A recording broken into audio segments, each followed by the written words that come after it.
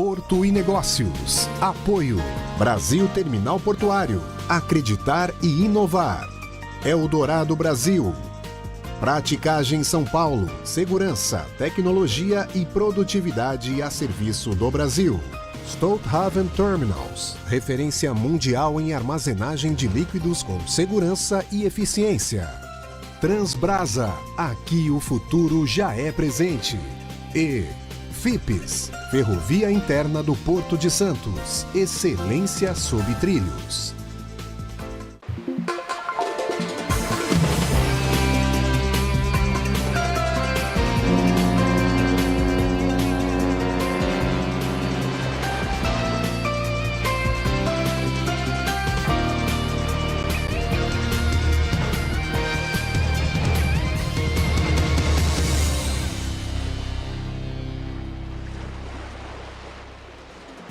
Olá! Congestionamentos, gargalos, a logística desafiada pela falta de espaço e coordenação. Mas há 2 anos, essa história começou a ser reescrita com o início dos trabalhos da FIPS, a Ferrovia Interna do Porto de Santos. Com um modelo de gestão associativa inédito no país, a proposta da FIPS é tirar a operação dos trilhos da inércia e colocar no caminho da eficiência e da sustentabilidade. Com investimentos bilionários e um plano de expansão para mais que dobrar a capacidade de transporte, a FIPS não é apenas um conjunto de trilhos. É a espinha dorsal que conecta o agronegócio nacional ao mercado global. No Porto e Negócios de hoje, vamos fazer um balanço destes 2 anos. Está comigo no estúdio Casimiro Técio, diretor de assuntos portuários do Sistema Santa Cecília de Comunicação, e João Almeida, CEO da FIPS.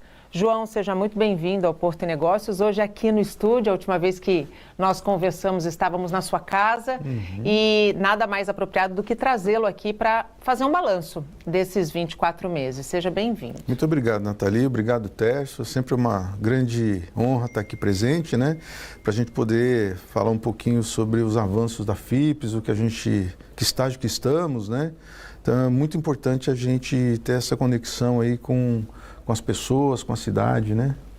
Essa prestação de contas é fundamental, né, Técio? Especialmente quando a gente fala de um processo transparente, com governança e que faça com que a comunidade, que não é aquela que vai viver e desfrutar diretamente dessas obras, possa também conhecer a realidade e se envolver mais em todo o processo, né? Sim, na verdade, o conjunto de obras da carteira de investimentos da FIPS, ele traz sim algumas intervenções que vai melhorar a qualidade de vida das pessoas, como passarelas para reduzir a interferência da passagem de nível, né? E, obviamente, quem bebe bastante aí dos investimentos são os terminais, né? Você melhorar a quantidade de vagão por hora descarregado e carregado é uma das funções aí dessa nova carteira de investimento. João, para a gente começar nosso bate-papo, do cronograma inicial que foi apresentado, que foi montado, passado esses 24 meses, o que efetivamente já foi entregue? 30% de todo o compromisso que a gente assumiu, de todas as obras. 30% representa bastante coisa, Nathalie. Representa uma entrega de um pátio ferroviário novo no Macuco para atender o cluster de celulose e o corredor de exportação. Representa a extensão de um pátio lá em Conceiçãozinha, no Guarujá. Uma ponte ferroviária nova que nós estamos construindo para atender a pera ferroviária do TEG e do TEAG. A pera ferroviária aqui em Santos, que nós dividimos em 7 fases. Estamos entrando na 6ª fase agora. Ou seja, quase no final. Quase no final. Então, o cronograma é para terminar a pera, entregar a pera pronta final do ano que vem. Então, são assim, grandes avanços, né? Mas eu diria que não é só de obra ou dos investimentos financeiros que a gente deu um salto extraordinário na questão da eficiência. Começou com uma mudança da gestão, mudança de mindset, né, nosso, da ferrovia e dos terminais portuários. Então, o primeiro grande desafio foi conquistar definitivamente a confiança do usuário final, que é o terminal portuário. Sem né? dúvida. Porque informação é tudo, né? Sim. Então, se a gente falha do nosso lado e o terminal não nos fornece informação, você não consegue fazer planejamento, né, Tércio? Então, isso foi um grande feito da nossa parte junto com os terminais, né? E só para dar assim, uma ideia, antes de nós assumirmos as operações ferroviárias aqui em Santos, se descarregava no porto algo entre 90 a 92 vagões por hora no porto todo. Nós chegamos a bater agora 110 vagões. Ainda tem muita oportunidade para ser capturada. Só com 30% das obras concluídas. Prontas, isso. E com a mudança de gestão, né, Nathalie? João, qual foi o caminho percorrido para que esse diálogo tão importante que você citou alcançasse o equilíbrio necessário para que o sucesso, para que esses 30%, embora não seja a metade, por exemplo, mas de fato é muita coisa dentro do cenário que a gente tinha? Olha, eu acho que tudo começou com as 3 grandes concessionárias, com a Rumo, VLM e a MRS, né? Porque, como você falou, o contrato da FIPS, a modelagem da FIPS, ele é um case único ainda no país, né, de autogestão. Sim. E as 3 concessionárias ferroviárias, eles entenderam isso de uma maneira muito proativa, de que todo mundo ia ter um grande problema se Santos não fosse resolvido, né, se os gargalos de Santos não fossem retirados. E quando a gente começou todo o processo da FIPS, o Tércio ainda estava na autoridade portuária, né? Foi assim um rol de reuniões muito intensas com todos os entes federais, né? Com a própria autoridade portuária, e em um dado momento nós envolvemos os terminais, nós envolvemos o SOPESP, a FENOP, a BIOV. Então a gente trouxe todo mundo para o mesmo contexto para que todo mundo pudesse conhecer o que estava sendo pretendido, né? E então, desde o dia 0, a gente começou a ter assim, apoio, né, de todas essas entidades.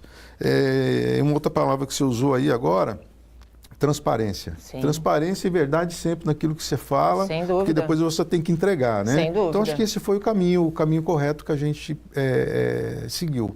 Tércio, esse modelo inédito, onde as 3 maiores operadoras se uniram e entenderam que era melhor trabalhar unida do que com um olhar de concorrência, foi de fato o elo para que a FIPS alcançasse o protagonismo que alcançou e que tem construído aí ao longo desses últimos 24 meses? É importante ressaltar que, olha que maluco, né? Nós estamos falando de 3 operadoras. Sim. Que usam o mesmo sistema de manobras. Exato. Eu poderia trabalhar numa linha de eu quero prioridade. Exato. Ou eu trabalho numa linha de melhorar a capacidade global desse passo de manobras, né? Nós estamos falando de todo o acesso ferroviário das 2 margens, entendendo que se o meu concorrente, né, que é uma dos 3 associados, né, opera melhor, ele gira mais, ele fica menos tempo com a composição ferroviária dentro do porto, o mesmo vai acontecer comigo. Sem dúvida. Né? Então, acho que esse foi o princípio. E a lógica, quando a gente fez a modelagem lá atrás, né, quando a gente estava à frente da autoridade portuária, era, a gente não poderia onerar a carga em mais uma tarifa. Né? Então, por esse motivo que o modelo foi unir as 3 operadoras. Associativo. E, de fato, a lógica não é que é lucro zero, né? É que o fluxo de caixa, ele é todo usado para fazer a manutenção, a operação e os investimentos ali de todo o sistema. Com a lógica de que os custos, né, e os investimentos são pro rata por tonelada operada dentro do sistema. Ou seja, quem opera mais, paga mais, porque no final o grande objetivo desses investimentos é diluir, é melhorar o giro da composição. E esse custo que você aloca nesse giro, você calcula pro rata, entendendo que no final isso você vai diluir em toda a cadeia de transporte ao longo da chegada ao porto. Essa é a lógica. Com a tua visão de especialista portuário, como é que o mercado tem enxergado as obras e esses 24 meses de ação das obras da FIPS? Bom, o primeiro ponto é notório, o próprio João trouxe aqui. O aumento. Contra números a gente não tem como fingir, né? Então, um aumento aí de quase um pouco mais de cerca de 20%, né? É expressivo em 2 anos de operação, né? É óbvio que parte dessa melhoria foi a concertação entre os terminais e a FIPS e os operadores. Parte do resultado é investimento, é entrega de capacidade física, né? É muito importante o nosso espectador entender que tem uma melhoria de capacidade, né, de eficiência operacional que eu melhoro com processos, com controle, com sistemas, com integração, né? Com automação. E tem parte disso que eu entrego obviamente com obra física, né? Com infraestrutura de fato real. A gente está com o corredor de exportação ainda em ampliação, né, na Ponta da Praia. Em termos de capacidade de armazenagem, giro, melhoria dos equipamentos, ou seja, se eu melhor equipamento, melhor armazenagem, eu vou girar mais carga nesses terminais, mesmo eles estando lá no mesmo lugar, né? E cada um tendo um berço. O corredor de celulose, que virou uma realidade, né? E que vai topar capacidade. Então, nós temos 2 grandes mamutes, né, operacionais, né, do Macuco para frente. E veja, ferro intensivos, né? Muita caminhão foi tirado da perimetral. E aí a gente está falando automaticamente de uma obra sustentável, né? Que contribui sobremaneira para a questão do ESG, que é a parte ambiental. Sim, e olha que louco, né? Quando a gente toma a decisão de não continuar com a operação de container na área da extinta Libra, né? E que a gente teve uma disputa muito forte, do meu ponto de vista, muito mais ideológico, com alguns sindicatos, naquela época, e a gente defendendo o corredor de celulose. Olha que fatalidade. A celulose emprega mais gente do que estava empregando sem dúvida. A operação de container. E com um fato adicional, nós tiramos todos os caminhões desse trecho da perimetral, o que pavimenta a transferência do tráfego de veículos para o túnel, né, nesse trecho da perimetral. Na verdade, se não houvesse essa reorganização através da clusterização, não haveria uma unidade, a gente não teria um equilíbrio nessa matriz aí de transporte. E o túnel não teria o efeito que ele vai ter, né, de ter ali uma via expressa para quem está do Canal 4 a Ponta da Praia, acessar de fato o túnel com rapidez, né? E os fatos dos 2 minutos, enfim, do pequeno tempo de travessia, né, pelo túnel, se fazer valer, né? João, como é que as obras da FIPS, elas pretendem, ou já estão nesses 24 meses, conversando com outras melhorias que precisam ser implantadas quando a gente fala de acesso na região portuária? Essa é uma pergunta maravilhosa. Nós terminamos a semana passada um processo muito importante que envolve o viaduto da nova entrada do porto e aquele viaduto da Cristiano Ottoni ali para acabar com aquele conflito rodo-ferro ali perto do Armazém 1. Então foram algumas semanas muito intensas, com todos os stakeholders envolvidos, né, com as nossas associadas, com a FIPS, com a Autoridade Portuária, com a Secretaria de Portos e inclusive a Casa Civil. Então, e a Ecovias, né, que vai ser responsável pela obra. Então, essa discussão ela foi muito complexa, porque ali você, além de resolver o gargalo da entrada do porto na questão rodoviária, você tem a questão ferroviária que é super importante e o espaço ali é muito restrito. Então, qualquer meio metro faz muita diferença. E para colocar ainda mais gasolina nesse fogo aí, tem o Tecon 10. Exatamente. Né? Então, exatamente. Né?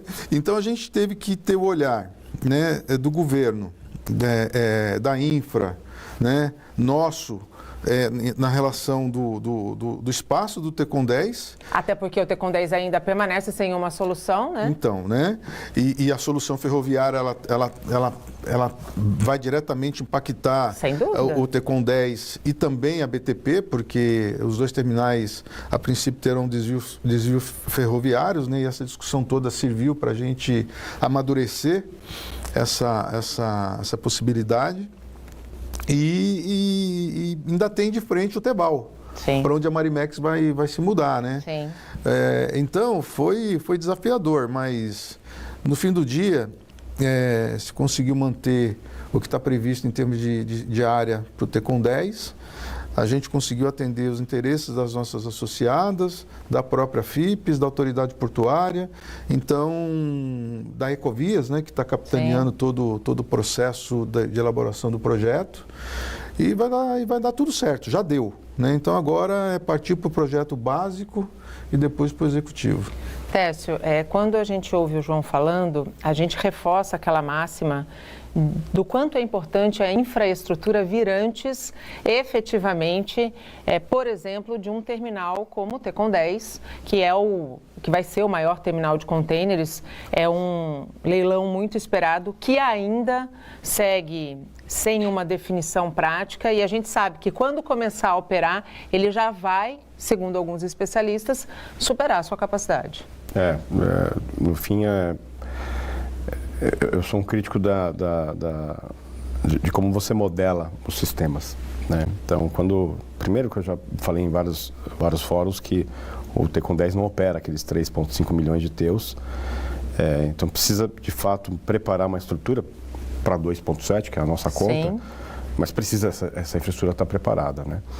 Então, nós temos tempo para investir nessa infraestrutura de acesso, né? Porque o terminal de contêiner não vai nascer da noite para o dia, né? No modelo está faseado, né? Eu ainda defendo uma intervenção única na fase de obras, até porque é uma obra complexa, portuária. Sim. Enquanto você coordena a obra portuária, implanta o terminal, você faz, de fato, a infraestrutura de acesso. Eu acho que é uma coisa simultânea, né? E é fundamental que os modais se conversem, né? Os três, né? Os três, exatamente. Então, de fato, o terminal operando, fazendo o seu trabalho, obviamente, de handling no navio, e o ferro e o rodo acertado, né?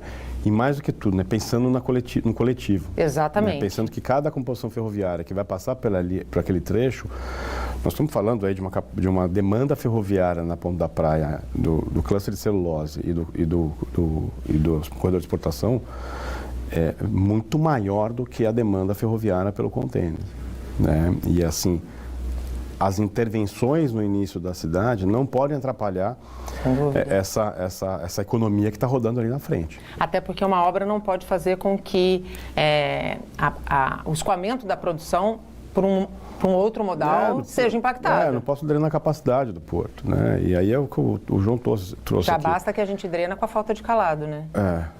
Mas enfim, está caminhando, né? Está sendo aí contratado o aprofundamento, não é para os 17, para os 16.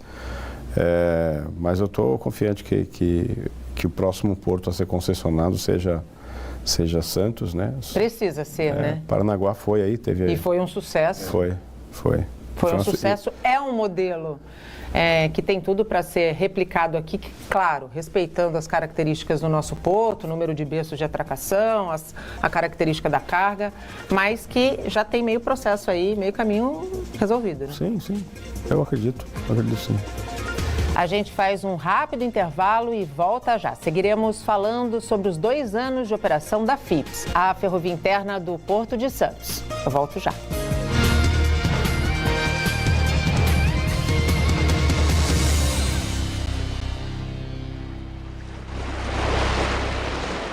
O Porto de Santos não para. E a BTP atende a rotas que conectam o Brasil com o mundo, contribuindo diretamente no abastecimento de insumos essenciais para o país. Com padrões mundiais de produtividade, investe na segurança dos colaboradores e das cargas, na excelência operacional, na relação com a cidade e na preservação do meio ambiente. É a BTP conectando o Porto de Santos com o mundo. Brasil Terminal Portuário. Acreditar e inovar. Os terminais TEG, TEAG, TES são líderes na movimentação de grãos nos portos da Baixada Santista. Eles contam com uma diversidade de cargas como soja, farelo de soja, milho e açúcar. Com uma estrutura moderna que garante operações eficientes, seguras e sustentáveis, os terminais planejam embarcar 18 milhões de toneladas em 2024, gerando mais de 1.500 empregos na região. TEG, TEAG, TES, um elo logístico essencial para a cadeia do agronegócio. Olá, tudo bem? Hoje o Minuto Porto e Negócios vai falar sobre oportunidade de trabalho no segmento de celulose. A Eldorado Brasil é uma das maiores empregadoras do setor no país. 5.800 colaboradores fazem parte da companhia. E só no ano passado foram abertas cerca de 1.200 vagas, o que fortalece e movimenta a economia das regiões onde a empresa atua. O processo seletivo, que é totalmente digital e acessível para interessados em todo o Brasil, combina análise técnica e perfil dos candidatos com os valores da organização. Reconhecida como uma marca inovadora, a empresa tem as pessoas no centro do negócio. Os colaboradores que fazem parte da companhia passam por capacitação, além de programas de carreira e treinamento. Na Eldorado Brasil Celulose, a diversidade também é importante. Não existe função que as mulheres não possam desempenhar. Um exemplo disso são as formações exclusivas para elas, como o curso de tratorista, que incentiva a participação feminina dentro da companhia. Mais do que produzir celulose, a Eldorado se dedica a construir histórias de futuro com gente movida a propósito. Este foi o nosso Minuto Porto e Negócios. Até a próxima. Tchau!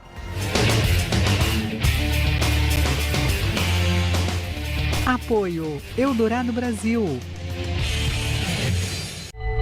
Somos a cessionária responsável pela gestão, operação, manutenção e expansão da malha ferroviária do maior porto da América Latina. Juntos, continuamos a escrever a história da ferrovia interna do Porto de Santos com excelência, compromisso e inovação. Somos a excelência sobre trilhos.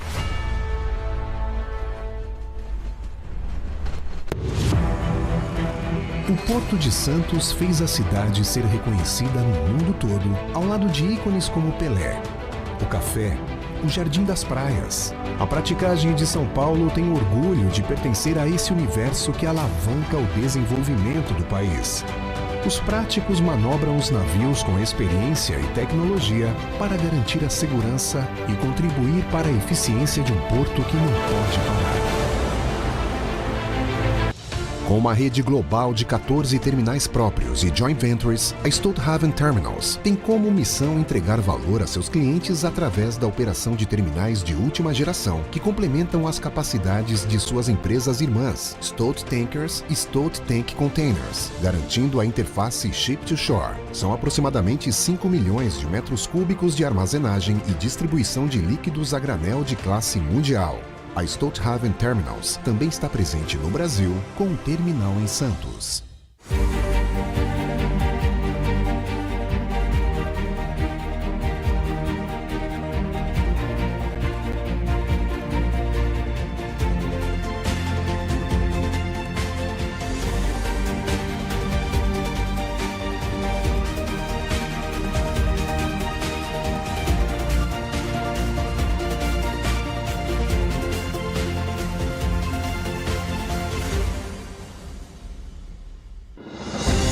O futuro da logística começa aqui, no coração do transporte brasileiro. Com tecnologia de ponta, monitoramos sua carga 24 horas por dia, 7 dias por semana. Cada carga é tratada com o mesmo cuidado como se fosse nossa. Investimos no presente para garantir um futuro sustentável. Porque, para nós, sua carga não é só uma entrega, é nossa missão.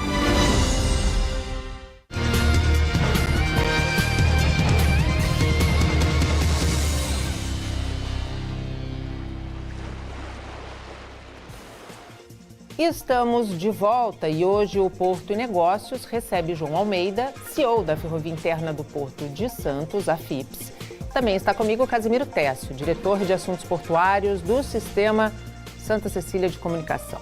Falamos sobre os 2 anos de operação da FIPS. João, no primeiro bloco, o Técio fez um apontamento extremamente importante, que é preciso, para chegar já aos números preliminares que falamos no primeiro bloco, uma questão de infraestrutura e de automação. Nesses 24 meses, dá para elencar qual foi o maior desafio superado e qual foi a entrega mais relevante até aqui? Dá sim, Nathalie.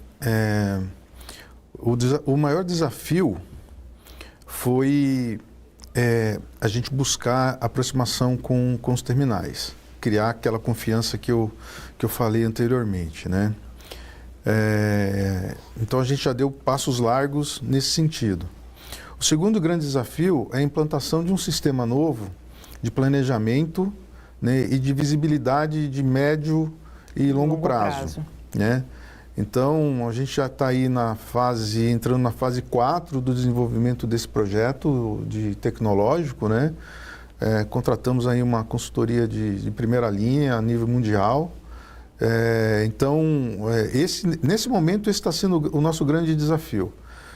E o terceiro maior desafio, em termos de obra, está sendo a pera, né? Porque a gente tem um prazo muito curto, porque 2027 está batendo na porta. Sim. E 2027, esses volumes novos, né, de carga lá da extensão do Mato Grosso e outras frentes que estão sendo abertas, né, essa carga vai chegar aqui em Santos. E precisa conseguir chegar, né? E precisa conseguir chegar, e a gente tem que ter condições de recepcionar. A gente não pode perder as oportunidades que a gente mesmo está construindo e que elas estão batendo na porta, né? Porque isso, além de representar um ganho de eficiência e operacional para as concessionárias ferroviárias, isso também representa mais empregabilidade na cidade, tanto em Santos quanto em Cubatão, né? Mais impostos sendo recolhidos em termos de volumes, porque é mais carga chegando, né? Então esses aí estão sendo os grandes desafios do momento, tá? A empresa já está de pé, está rodando, né? A gente conseguiu aí vários recordes do ano passado em todas as frentes, né? Então agora é manter o timão alinhado e seguir em frente. Seguir em frente, exato. Técio, para quem está em casa e não é do setor, quando a gente fala pera ferroviária, quem é do setor entende o que é essa obra e a relevância dessa obra. Mas para o cidadão comum, o que ele vai ver é uma série de intervenções naquela região, que num primeiro momento, toda obra gera, né, algum impacto. Explica para o nosso telespectador o que é a tal da pera ferroviária e qual é a importância da pera não só para o escoamento da carga, né, bem como para o cidadão que vive aqui na nossa região. A pera, na verdade, é uma curva, né? De manobra e num formato de uma pera, de fato, né? Às vezes é uma elipse perfeita, né? Uma elipse com foco menor, ou seja, nesse formato, e justamente porque você tem uma composição ferroviária com 120, com 150, com 80 vagões, que precisa de um raio de curvatura para poder fazer esse giro, né? Diferente de um caminhão ou de um carro. Sim. Por isso que precisa de espaço, né? E o fato de você fazer essa manobra de forma contínua, não ter que fazer desmembramento da composição ferroviária, você ganha tempo com isso, né? Então, só para o nosso espectador tentar visualizar. São 40 minutos para fazer cada desmembramento. Então, se você fizer um movimento numa composição contínua, e aí vou dar o exemplo aqui, o TGG e o Termag, talvez seja o par de terminais, né, de exportação de grãos e importação de fertilizantes e granéis minerais mais eficiente do Brasil, justamente porque ele tem uma pera associada e os dois trabalhando em conjunto, né?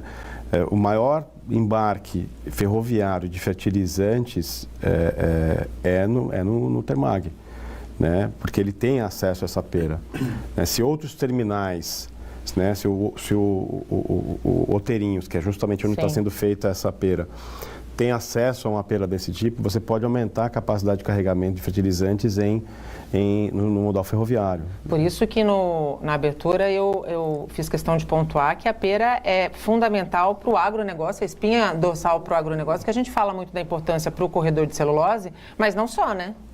E diga-se de passagem, um ponto importante, quando você tem essa pera no Oteirinhos, veja, eu falei de 40 minutos, né?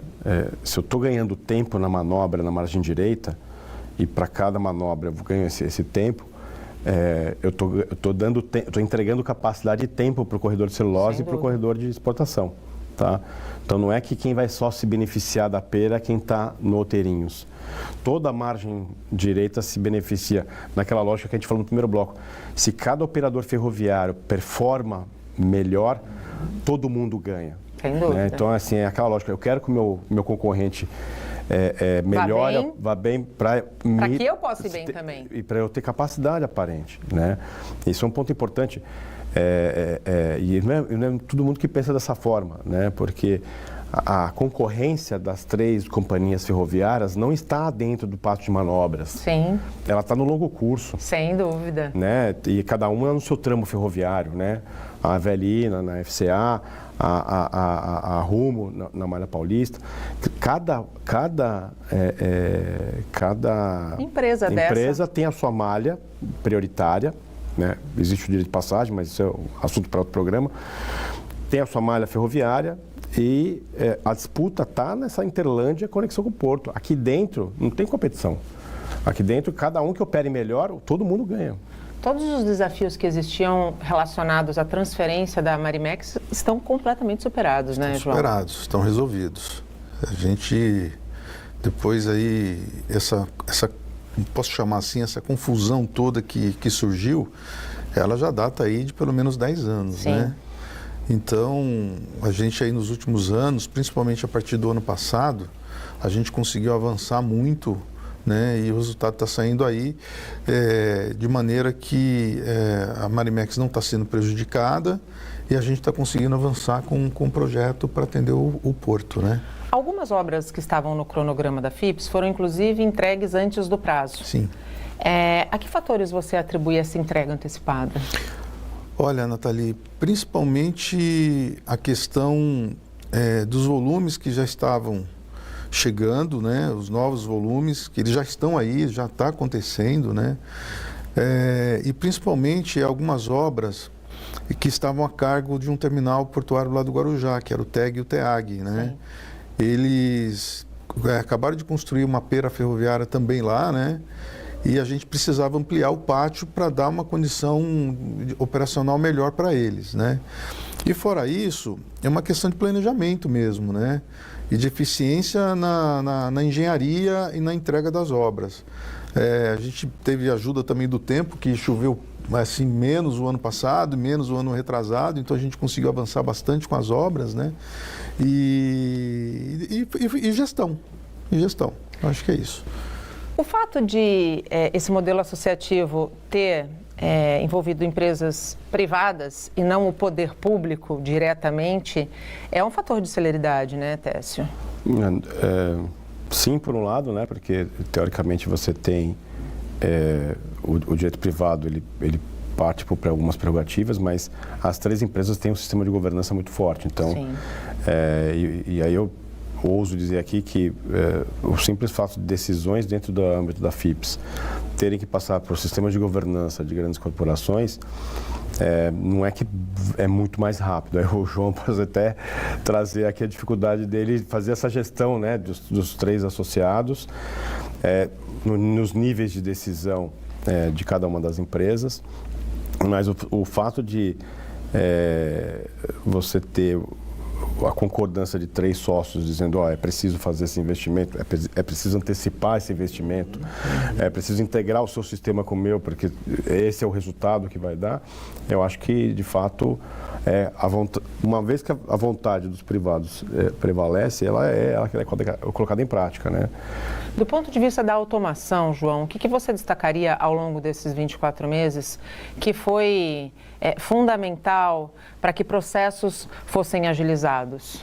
Olha, eu acho que o carro-chefe foi a integração da ferradura, que é gerida pela MRS, dentro de um processo de gestão compartilhada com a FIPS, né? Então, hoje, a gente chama de células das ferrovias, né? Então, cada uma das 3 associadas e a FIPS tem um assento dentro dessa célula para fazer o planejamento do Paratinga para baixo, né? Serra Abaixo, né? E dentro desse universo de planejamento, a ferradura, ela é extremamente importante, porque se você tem a visão só de esse pode ficar míope e não enxergar o todo, né? Sem dúvida. Então, o que precisa ser feito é o atendimento ao usuário final, que é o terminal portuário, dentro da necessidade mais urgente de cada um deles, né? Então, essa célula de ferrovias, essa gestão compartilhada no planejamento operacional da ferradura, já trouxe ganhos assim absurdos para nós.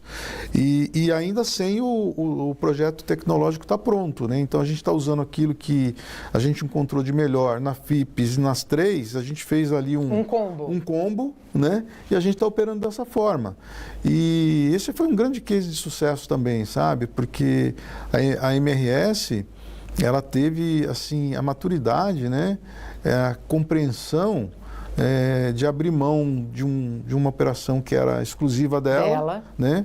E abriu isso para as outras 2 concessionárias e para a FIPS. Então, hoje, a FIPS tem um papel muito importante de trazer imparcialidade dentro desse processo. E quando você traz imparcialidade e você traz clareza, né? Você traz transparência. Traz transparência. Sem dúvida. Né? Então, isso deixa todo mundo calmo. Sem dúvida. E olhando os ganhos que naturalmente eles chegam, né, Tércio? É uma gestão, de fato, associativa, né? Na raiz da palavra mesmo, né, Tércio? Eu só ganho se você ganhar. Exato. É o sistema ganha-ganha, 100%. É isso. A gente faz mais um rápido intervalo e volta para a última etapa do Porto e Negócios. Falamos sobre os 2 anos de operação da ferrovia interna do Porto de Santos. Não saia daí. Até já.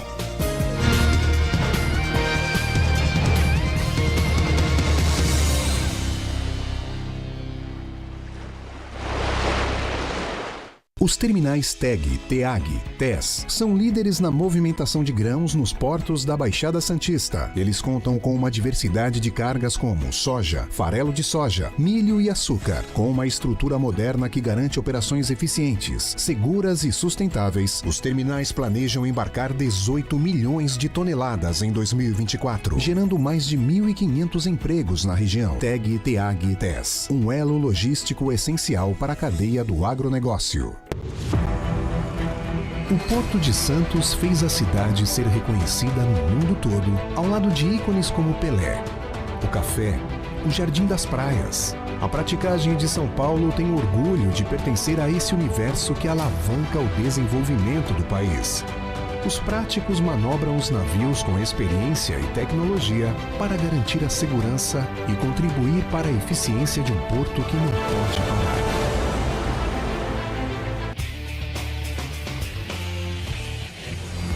Olá, tudo bem? Hoje o Minuto Porto e Negócios vai falar sobre oportunidade de trabalho no segmento de celulose. A Eldorado Brasil é uma das maiores empregadoras do setor no país. 5.800 colaboradores fazem parte da companhia. E só no ano passado foram abertas cerca de 1.200 vagas, o que fortalece e movimenta a economia das regiões onde a empresa atua. O processo seletivo, que é totalmente digital e acessível para interessados em todo o Brasil, combina análise técnica e perfil dos candidatos com os valores da organização. Reconhecida como uma marca inovadora, a empresa tem as pessoas no centro do negócio. Os colaboradores que fazem parte da companhia passam por capacitação, além de programas de carreira e treinamento. Na Eldorado Brasil Celulose, a diversidade também é importante. Não existe função que as mulheres não possam desempenhar. Um exemplo disso são as formações exclusivas para elas, como o curso de tratorista, que incentiva a participação feminina dentro da companhia. Mais do que produzir celulose, a Eldorado se dedica a construir histórias de futuro com gente movida a propósito. Este foi o nosso Minuto Porto e Negócios. Até a próxima. Tchau! Apoio Eldorado Brasil. Somos a cessionária responsável pela gestão, operação, manutenção e expansão da malha ferroviária do maior porto da América Latina. Juntos, continuamos a escrever a história da ferrovia interna do Porto de Santos com excelência, compromisso e inovação. Somos a excelência sobre trilhos. Com uma rede global de 14 terminais próprios e joint ventures, a Stolthaven Terminals tem como missão entregar valor a seus clientes através da operação de terminais de última geração, que complementam as capacidades de suas empresas irmãs, Stolt Tankers e Stolt Tank Containers, garantindo a interface Ship-to-Shore. São aproximadamente 5 milhões de metros cúbicos de armazenagem e distribuição de líquidos a granel de classe mundial. A Stolthaven Terminals também está presente no Brasil, com um terminal em Santos.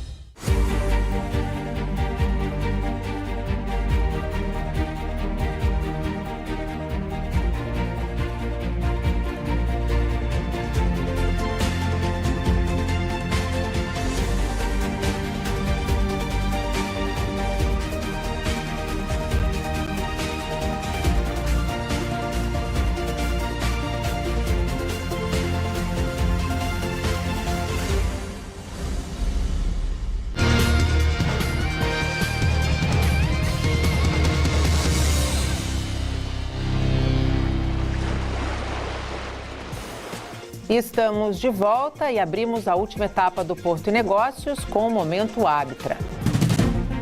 Momento Arbitra. Olá, pessoal. Vocês sabem o que é um terminal retroportuário? Pelo nome já dá para imaginar que é alguma coisa que está fora do porto, mas que tem alguma relação com ele. E é isso mesmo.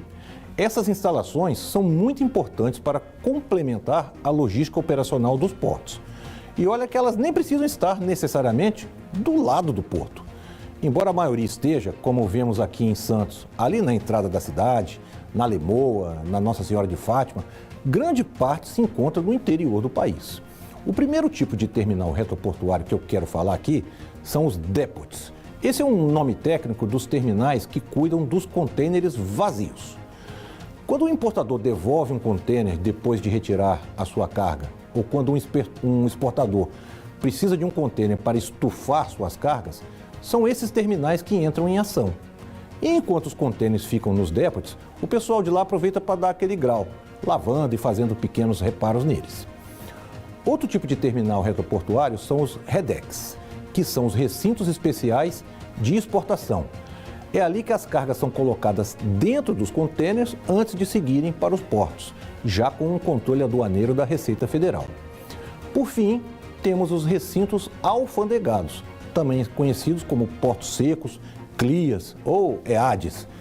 Essas instalações recebem as cargas de importação e é ali que elas são inspecionadas e nacionalizadas antes de serem entregues para os importadores. Nesse caso, o controle da Receita Federal e de outros órgãos, como Anvisa, Ministério da Agricultura, é bem mais rigoroso.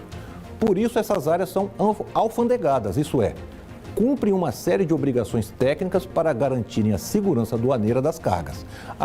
Vale lembrar que os recintos retroportuários alfandegados, os portos secos, não recebem só cargas dos portos, mas recebem também dos aeroportos internacionais e das nossas fronteiras terrestres.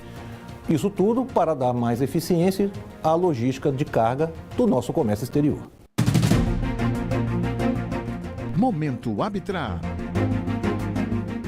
Obrigada, Caputo, e voltamos com os nossos convidados. Participam do Porto e Negócios, João Almeida, CEO da Ferrovia Interna do Porto de Santos, e Casimiro Técio, diretor de Assuntos Portuários do Sistema Santa Cecília de Comunicação. Nesse programa, estamos fazendo um balanço dos 2 anos das obras da FIPS.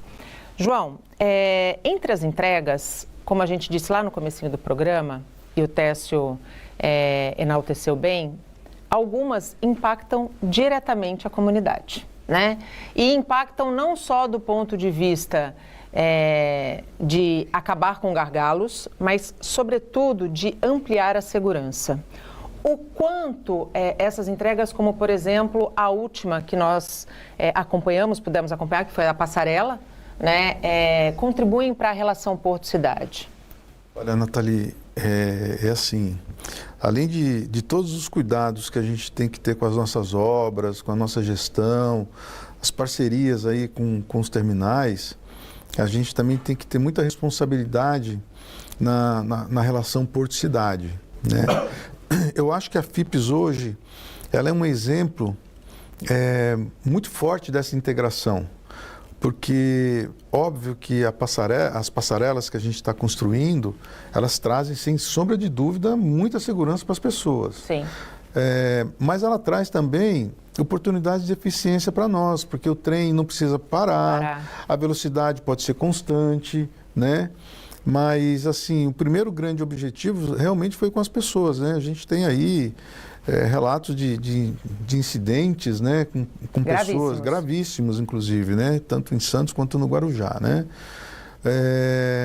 E um outro grande exemplo disso foi o bulevar aéreo que a gente construiu lá no Parque Valongo, né? Aquele bulevar deu vida para o Parque Valongo, né? E é lindíssimo, né? Lindo. Outro dia, depois da inauguração, eu não tinha voltado lá ainda, né? Então eu estava almoçando ali no centro e eu falei assim, vou dar uma voltinha por aí. Pô, dei de cara com o bulevar. Aí subi, mas aquilo é lindo, rapaz. lindo. Assim, traz calma pra gente, assim, é uma lindo. vista maravilhosa, né?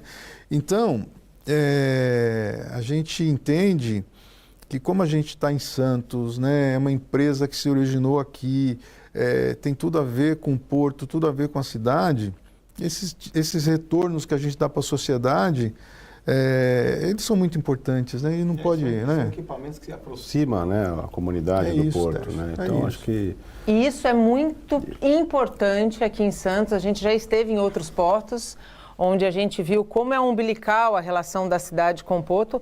A gente já avançou, sem dúvida nenhuma, aqui em Santos, mas é uma relação que precisa estar sendo sempre fortalecida, né, Técio? eu acho que o Brasil, assim, ele vem caminhando nesse sentido, né? Você tem intervenções em outros portos, né? Você pega a revitalização da Docas de Belém, que é o lugar hoje mais badalado de Belém, né? Sim.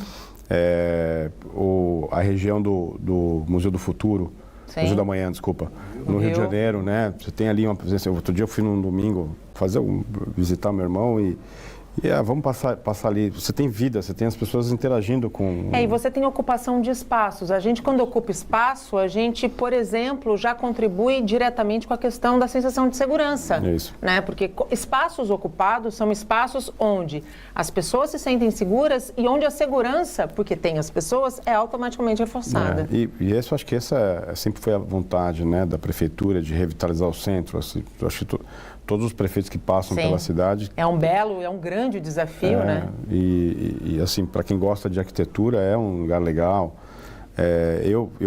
Eu presenciei isso claramente quando eu fui para Antuérpia e você vê um centro super antigo, né? E contrastes com prédios novos. E você está passando num centro, na parte que só pedestre, né, caminha, e daqui a pouco aparecem 3 containers com grafite, né, com uma obra urbana, né, e contrastando com a arquitetura antiga. Então, e aí você vê lá que as pessoas são portuárias, Sim. É uma cidade portuária, então as pessoas se identificam com o porto. E essas intervenções da FIPS, essa intenção da cidade, a recuperação da Rua 15 de Novembro, enfim, as políticas de incentivo, né, para as empresas irem para o centro, né, tudo isso somado é um resgate dessa relação das pessoas se sentirem, ó, eu estou numa cidade portuária, Porto é uma economia importante e eu faço parte dessa história. E eu faço parte com orgulho dessa história, exato. né? Com orgulho, aquela sensação de pertencimento que nós já vimos em alguns portos Brasil afora. Ainda falando sobre o impacto da relação porto-cidade, João, eu acho que um dos maiores impactos, fora a questão da acessibilidade, da segurança, é a geração de empregos, né? Porque não existe impacto maior e melhor do que o emprego para fazer girar a economia. Nesses 2 anos, qual balanço a gente pode falar do impacto da geração de empregos para a região e, consequentemente, para a economia regional? Sem dúvida, boa pergunta. Eu vou defender o meu negócio, né? Que é a ferrovia. Eu vou te dar um dado, Nathalie. Para um terminal descarregar um caminhão, ele precisa de 2 pessoas. Para um terminal descarregar um vagão, ou 2 ou 3 vagões simultaneamente, ele precisa de no mínimo 10 pessoas. Então, só isso representa assim, uma grande oportunidade de empregabilidade, né? E além de falar da questão do meio ambiente, né? Porque você hoje circula trens com 135 vagões, ô Tércio. 2,5 km de comprimento, né? Isso representa, cada trem desse tira das rodovias cerca de 300 caminhões. É muita coisa, né? Muita coisa. Então, eu acho que lá em 2019... quando se começou a discutir o PDZ, e o PDZ que teve início em 2020, Sim. ele foi excepcional, esse PDZ de 2020, porque ali foi o divisor de águas para a nossa região e para o país, né? Sim. Porque a gente estava caminhando para um gargalo insuperável, Sim. no quesito ferroviário, né? E ali em 2020 ficou muito claro o que a gente precisava fazer aqui em Santos para melhorar a condição ferroviária. Então, a gente só está entregando aquilo que está no PDZ de 2020. Aliás, foi um documento disruptivo, né, Técio? Você estava à frente da autoridade portuária e revolucionou, né, a ideia que se tinha da organização do maior porto da América Latina. Sim, é importante dizer que a gente teve a oportunidade também ali, alguns contratos estavam findando e a coragem de, eu falei no primeiro bloco, né, de discutir de frente com o sindicato, que, me perdoe, ele estava míope, né, para a questão da mão de obra e pelo planejamento portuário de fato, né. Então a gente colocou técnica, colocamos... e nossa, a gente fez debate com mais de 20 associações, com todos os sindicatos. Audiências públicas. E ainda teve um sacana que no final do dia que falou que a gente não fez nada disso, né? Não foi consulta pública, mais consulta qualificada do que a gente tinha feito naquela época, né? E a gente comprou uma briga e de fato avançamos, né? Então a clusterização foi um conceito que foi basal aí pro Porto. E acredito que aí virou uma referência aí para planejamento portuário no país, né? Agora, falando em referência para planejamento portuário, a FIPS, como modelo inédito, pode ser replicado em outros portos, né, João? Pode ser replicado.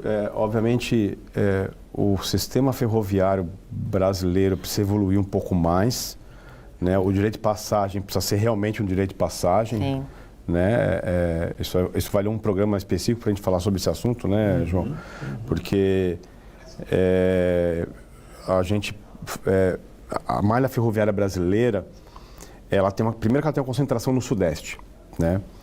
Segundo, que o modelo ferroviário brasileiro é um modelo em que a concessionária ela cuida da infraestrutura, da via do material, do equipamento da infraestrutura da ferrovia e do material rodante. Sim. O modelo francês, o modelo espanhol é um modelo em que a concessionária ferroviária ela cuida da infraestrutura e você tem a figura do operador ferroviário que usa a infraestrutura. E na mesma infraestrutura você tem concorrência, obviamente com a boa gestão, regras de uso. Mas eu vou dar um exemplo aqui, o Porto da Geórgia Ports, né, o Porto da Geórgia lá em Savannah, se descer um container num dia, em 48 horas ele está em Chicago, lá na região dos lagos, né?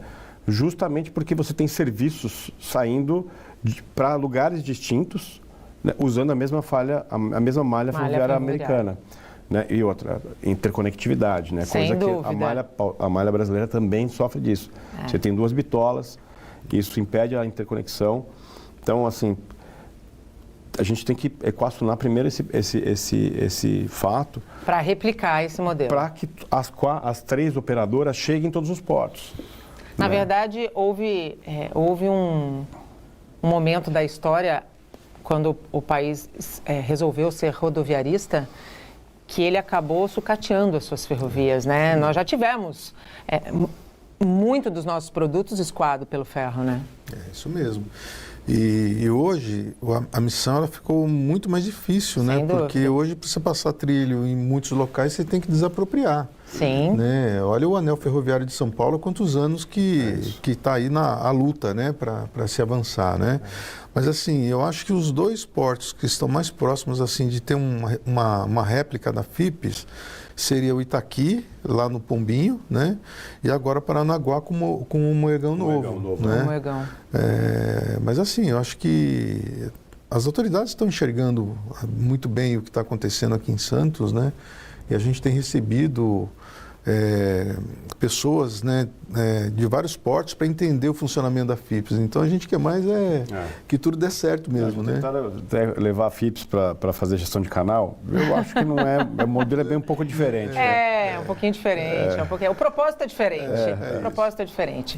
A gente está chegando no fim do Porto e Negócios, João. Eu queria, em nome aqui do Porto, do programa, parabenizar, né, o trabalho, a gestão ao longo desses 2 anos. Gerir é uma arte diária, né, de resolver conflitos, né, e eu imagino que não foram poucos ao longo desses 24 meses, e tenho certeza que até o fim da operação, da entrega do 100% do cronograma, vão acontecer outros desafios, mas com sabedoria e profissionalismo, tudo entra nos trilhos como deve ser. Muito obrigada, viu? Imagina, Natalia. Prazerzaço estar aqui com vocês.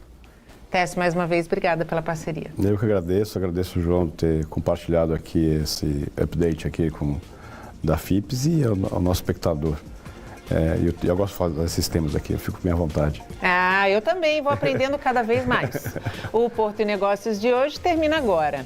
A gente volta a se encontrar na próxima quinta-feira, a partir das 8 horas da noite. Eu espero você. Até lá. Tchau.